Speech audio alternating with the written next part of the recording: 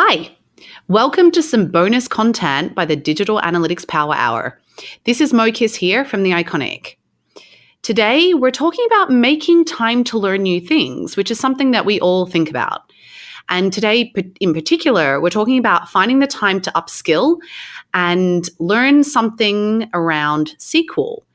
So we're going to be talking about making that big move from Google Analytics to BigQuery. Now, today's guest is infamous in the Digital Analytics Power Hour world. And that's because it is the one, the only Michele Kiss, aka my sister, aka not the same person as me.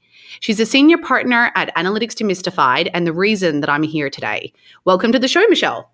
Hey, Mo. How you going? We've established there are two different people here with different accents. I can confirm there are two of us. I know there's not photographic evidence, but still, the voices are very different as well. Yeah. So the reason that I wanted to chat with you today is because we've spent so much time over the past many months on Google Hangouts and FaceTime talking about your move to BigQuery. And I'm really curious to hear what actually made you decide to jump over and learn SQL, because you're actually an expert at Google Analytics, you know your shit. And so it's kind of hard, right? Like to make that decision to learn something new. Yeah. So what drove it? I've always wanted to.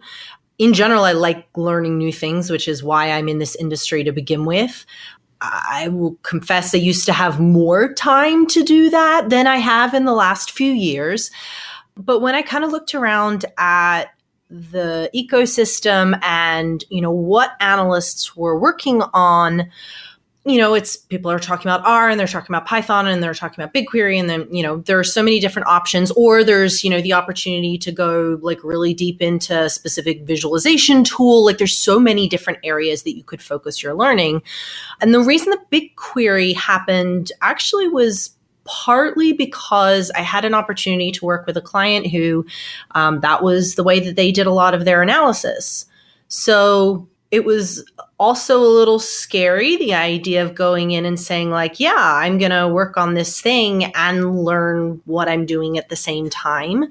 But it was, it was a lot of it because I could kind of dive in and learn it as I go rather than, going to a class or something like that. And what do you think, what was the toughest thing the first time that you opened a SQL interface? Did it just look totally foreign? Like, I don't know. Sometimes you start learning a new thing and it's really scary. The first little bit is the most scary bit. So what made you keep persevering? So the way that I started is the way that I do best at learning most things, which is, I don't do great if you like put me in a classroom and say, you are going to learn to do this thing using this sales, fake data set that tells you about the Northwest region sales versus just all of that was, that's not really my style. So part of what helped with learning BigQuery is that I was already super familiar with the Google Analytics data set. So I really understand the data and, it's looking at a particular client and I understand their business already. So that was, something that made it feel a little bit more comfortable. But the way that I started was, here's a query that somebody else wrote. And all right, how do I start messing with it to change it? And when I do that, what does it do? The scariest or kind of the hardest part at first was when I would get error messages and I'm like, I don't even know where the fuck to start with this. I think we've all been there though. You go to Stack Overflow and you're like, I actually don't even know what you're saying. It's like the explanation of like, I had to look it up in the dictionary and then I had to look up those words in the children's dictionary to try and understand. Yeah, that's a good analogy. So that was really hard when I didn't even know where to start when I would get errors. Like, I would have this big long thing. I'm like, I don't know where the problem is. But, over time I would, start seeing the same errors. And then, I'd have I actually know what that one is. And so that was kind of exciting. So one thing that I found really interesting, because obviously we talk quite often, and I've been going through this journey with you as you learn, as I did with myself as well, was the idea of when you make this transition, you're always trying to get, say, your Google Analytics data, which is the thing that you're used to marry up to your BigQuery data, which is the thing that you're not used to. So can you talk to us a little bit about that process?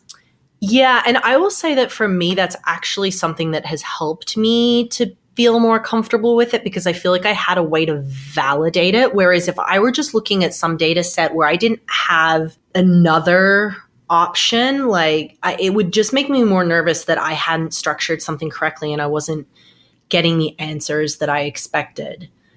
And actually, I mean, years ago, I always used to do this. So years ago, I worked for a company where we had Omniture on the site for you youngins. So we had Omniture on the site, and we also had, it was a publisher site. And so we also had double-click tags like everywhere and double-click data.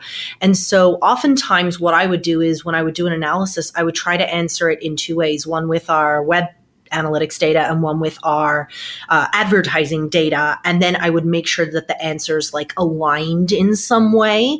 And so I really liked having that for, that option, so that I could go and run something in BigQuery, and then I could look in Google Analytics and at least try to answer the same question or get directionally close. I found the typical challenges, which is for some of my clients, the data set that they use for BigQuery is not the same data set that they report from, because they're using one that's unfiltered or one that's not. My general rule of thumb has always been, would you make a different decision if this was the gap? Is it telling a different story? But also, I don't know, a rough 10%. If they look close and they trend closely, I'm like, okay, that's probably because we're using this different view for BigQuery, or what I'm trying to do in BigQuery is literally not possible in Google Analytics. So it's hey, this is kind of close. So I'm going to assume that, this is working. I do remember the scenario though, where the actual count of sessions, something that is such a simple metric, can be different purely because of that midnight cutoff and how they calculate it differently. And sometimes it's when you delve into that, wait, why are they different, that you actually learn more about the thing that you're trying to learn about, because you're like, oh, that's how they process it, or that's how this comes through, or yada, yada, yada. But so, and is there stuff that you're doing now with BigQuery that you don't think, is it advancing what you thought you could do? Or is it more okay, now I've got this extra skill set? Both. So definitely just nice to have, something additional. And I do think that there's a lot of parallels. If you're used to doing something in Excel, and, I'm not talking about simple 1+1, but if you've been, using Excel in kind of more of a power user way, and you were used to writing complex formulas, then it's sort of like that. And so I think that there's a lot that translates there. I've been over the last, X months, years, I've been a heavier user of Data Studio. And so there's actually things that I've done in Data Studio that I was able to pull in and use for queries that I'm running. So I feel like there were things that I was able to leverage. So for the second part of your question, there have been things that questions I've been able to answer through BigQuery that I wouldn't have been able to answer in Google Analytics. So, example, somebody coming through a specific campaign and adding particular products, or something where I can get a little bit more specific about what needs to happen, in what hit, and certain criteria that are a little harder to do in Google Analytics.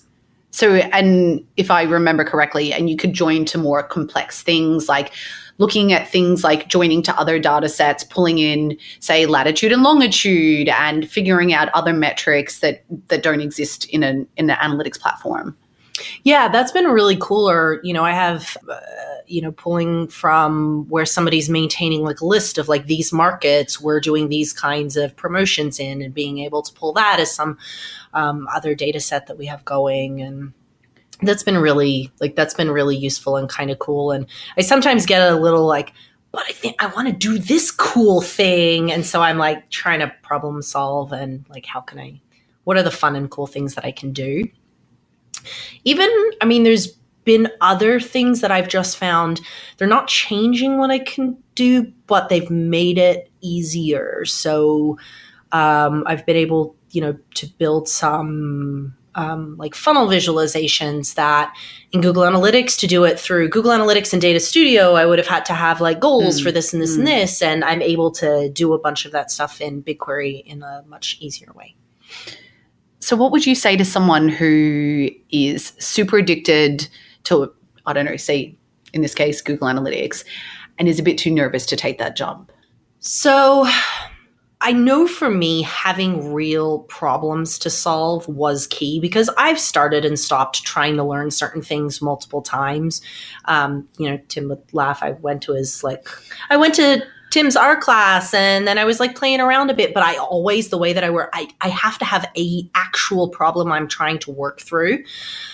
There's definitely a learning curve where it takes you longer to do things a certain way. And I'm still in that. I feel like I'm still in that phase. There are often quicker ways I could do things, but I know that in the long run, if I create something now, I'll be able to reuse it. So it'll save some time later.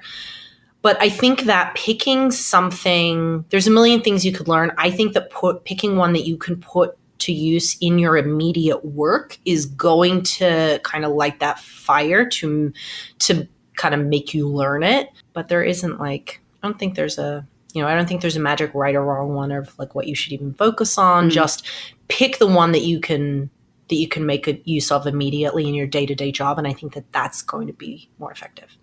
Okay, well, thank you so much for your time. Really appreciate that we could dispel the myth that we're one person. Yeah, no, really. It's not like the Olsen twin who just moves back and forth really, really fast. So, John Oliver. No? Yeah. All right. Okay. The cheese stands alone. Thank you. Thank you. Bye.